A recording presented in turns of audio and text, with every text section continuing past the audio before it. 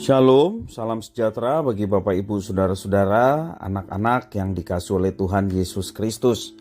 Berjumpa kembali bersama saya Pendeta Eka di dalam renungan firman Tuhan pada hari ini, hari Rabu 11 Januari 2023. Sukacita dan damai sejahtera dari Tuhan Yesus kiranya menyertai hidup kita sekalian. Puji nama Tuhan. Sampai pada pembacaan firman Tuhan hari ini, yakni kitab Yeremia pasal yang ke-52. Kiranya firman Tuhan memberkati kita sekalian. Baik, sebelum kita akan merenungkan bagian firman Tuhan hari ini, mari kita akan berdoa. Tuhan Bapa di sorga, di dalam Yesus Kristus, kami datang kepadamu mengucapkan syukur dan terima kasih untuk setiap berkat, anugerah yang boleh kami alami dari hari ke hari. Semua itu menjadikan kami semakin mengenal pribadi Tuhan dan membawa kami untuk hidup dalam ketaatan. Karena itu kami mau terus memperdengarkan hati pikiran kami kebenaran firman Tuhan. Kau mampukan kami untuk dapat memahaminya. Kau juga menolong kami untuk menggenapi firman Tuhan itu dalam kehidupan kami. Terima kasih Bapa, inilah diri kami. Kami sedia belajar firman Tuhan. Demi nama Tuhan Yesus kami berdoa. Haleluya. Amin. Yeremia 52 ayat 1-11. Demikian firman Tuhan. Zedekia berumur 21 tahun pada waktu ia menjadi raja dan 11 tahun lamanya ia memerintah di Yerusalem. Nama ibunya ialah Hamutal, binti Yeremia dari Libna. Ia melakukan apa yang jahat di mata Tuhan, tepat seperti yang telah dilakukan Yoyakim. Sebab oleh karena murka Tuhanlah hal itu terjadi terhadap Yerusalem dan Yehuda, yakni bahwa ia sampai membuang mereka dari hadapannya. Zedekia memberontak terhadap Raja Babel. Maka pada tahun ke-9 dari pemerintahannya, dalam bulan yang ke-10, pada tanggal 10 bulan itu datanglah Nebukadnezar Raja Babel dengan segala tentaranya menyerang Yerusalem. Berkemahlah mereka mengepungnya dan didirikan merekalah tembok pengepungan sekelilingnya. Demikianlah kota itu terkepung sampai tahun yang ke-11 pemerintahan Raja Zedekia. Pada tanggal 9 bulan yang keempat, ketika kelaparan sudah merajalela di kota itu dan tidak ada lagi makanan pada rakyat negeri itu, maka dibelah oranglah tembok kota itu. Melihat hal itu, maka melarikan dirilah raja dengan semua tentara meninggalkan kota itu pada waktu malam, melalui pintu gerbang antara kedua tembok yang ada di dekat taman raja. Sekalipun orang Kasdim mengepung kota itu sekeliling, mereka lari menuju Araba Yordan. Tetapi tentara Kasdim itu mengejar raja dari belakang dan mencapai Zedekia di dataran Yeriko. Segala tentaranya telah terserak-serak meninggalkan dia. Mereka menangkap raja dan membawa dia ke Ribla di tanah Hamat kepada Raja Babel yang menjatuhkan hukuman atas dia. Raja Babel menyuruh menyembelih anak-anak Zedekia di depan matanya. Juga semua pemuka Yehuda disembelihnya di Ribla. Kemudian mata Zedekia dibutakannya, lalu ia dibelenggu dengan rantai tembaga. Kemudian Raja Babel membawa dia ke Babel dan menaruhnya dalam rumah hukuman sampai kepada hari matinya. Bapak Ibu Saudara-saudara yang dikasihi oleh Tuhan Yesus Kristus, dalam masa hidup Zedekia melakukan hal yang jahat di mata Tuhan. Dikatakan firman Tuhan, kejahatannya telah membuat Tuhan Allah membuang dari hadapannya, dan kengerian hukuman itu menimpa Raja Zedekia serta keluarga dan bangsanya. Lebih dari 2 tahun Babel mengepung Yerusalem sehingga mereka menjadi terisolasi dan menderita kelaparan.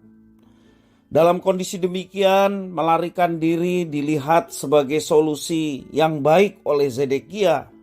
Dengan dikawal tentara, ia melarikan diri ke daerah Araba Yordan. Namun ternyata sangat miris kondisi Zedekia setelah tertangkap. Ia menyaksikan dengan matanya sendiri penyembelihan anak-anaknya. matanya dibutakan dan ia dibelenggu hingga hari matinya. Bapak, Ibu, saudara-saudara yang dikasihi oleh Tuhan Yesus Kristus. Lalu kita perhatikan di dalam firman Tuhan dalam ayat yang ke-17 sampai 23. Bagaimana rumah Tuhan, rumah raja, dan juga segala rumah yang ada di Yerusalem dibakar. Perkakas rumah Tuhan juga diangkut ke Babel di masa Zedekia ini. Para imam dan pelayan rumah Tuhan, juga prajurit dan rakyat negeri diangkut ke Babel. Porak-poranda dan juga tangisan melanda Yerusalem dan Yehuda. Zedekia adalah raja boneka sesungguhnya yang diangkat oleh Babel untuk menggantikan Yoyakim. Namun ternyata Zedekia bersekongkol dengan Mesir dan memberontak terhadap Babel. Ia ingin membebaskan diri dari cengkeraman Babel. Jelas Zedekia berpikir secara politis untuk melepaskan diri dari hukuman Tuhan melalui Babel. Semestinya yang harus dilakukan oleh Zedekia adalah ia mengikuti penghukuman itu, bukan berkoalisi dengan Mesir dan negara lainnya untuk melawan Babel. Itu melawan apa yang dikehendaki oleh Tuhan. Dia berjalan menurut semaunya sendiri. Dan firman Tuhan jelas ketika dia mengikuti apa yang menjadi penghukuman Tuhan dengan menerimanya dengan legowo, maka dia akan selamat. Zedekia tidak legowo. Dia tidak ikhlas untuk menerima hukuman dari Tuhan. Dia berjalan sendiri dan dia mau bersekutu dengan Mesir dan bangsa-bangsa di sekitar yang pro dengan Zedekia untuk melawan Babel. Kenyataannya pada akhirnya hukuman diterima oleh Zedekia.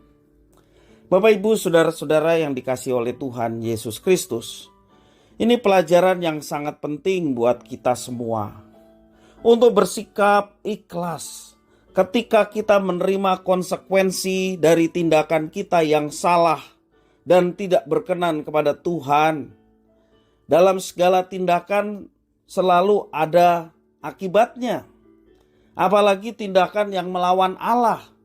Bapak, Ibu, saudara-saudara, kalau kita mendapatkan konsekuensi dari segala tindakan yang tidak berkenan kepada Tuhan, mari kita terima itu sebagai pendisiplinan Tuhan supaya kita berbalik dan bersandar kepada Tuhan. Ada kata legowo dalam bahasa Jawa. Legowo ini artinya menerima semua konsekuensi dari tindakan menantang Allah, bukan justru mengatur strategi untuk melepaskan diri dari konsekuensi atas segala pelanggaran kita.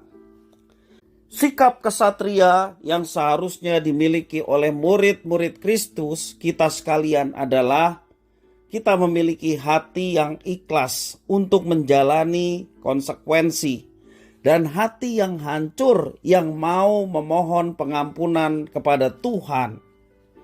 Mari kita bertanggung jawab dalam setiap apa yang kita alami. Kalau itu sebuah bentukan dari Tuhan, terimalah itu sebagai sesuatu yang baik. Kita meyakini bahwa Allah bekerja untuk mendatangkan kebaikan. Bahkan ketika kita mendapatkan konsekuensi terhadap kesalahan kita, Allah tetap bekerja ketika kita menerimanya dan mendatangkan sesuatu yang baik. Bertanggung jawablah dengan menerima semua konsekuensi, bukan justru kita melarikan diri dengan melakukan dosa untuk menutupi dosa. Kiranya firman Tuhan memberkati kita sekalian. Tuhan Bapa di surga, terima kasih atas firman Tuhan. Belajar dari Zedekia, kami tidak mau menjadi pemberontak di hadapan Tuhan. Kami mau menjadi pribadi yang rela ketika Engkau membentuk kami, bahkan membentuk kami oleh karena kesalahan kami, yakni pendisiplinan, konsekuensi dari kesalahan kami. Kami mau belajar menerimanya dengan ikhlas. Dan kami mau belajar memperbaiki diri supaya hidup kami lebih baik lagi. Dan Tuhan terus menuntun kami, baik ketika kami menghadapi pendisiplinan, kami diberi kemampuan, dan kami percaya di balik semuanya itu ada sesuatu yang indah yang Tuhan mau nyatakan bagi setiap umat-Mu. Terima kasih ya Tuhan, inilah diri kami. Kami mau belajar apa yang Tuhan rencanakan, apa yang Tuhan kehendaki.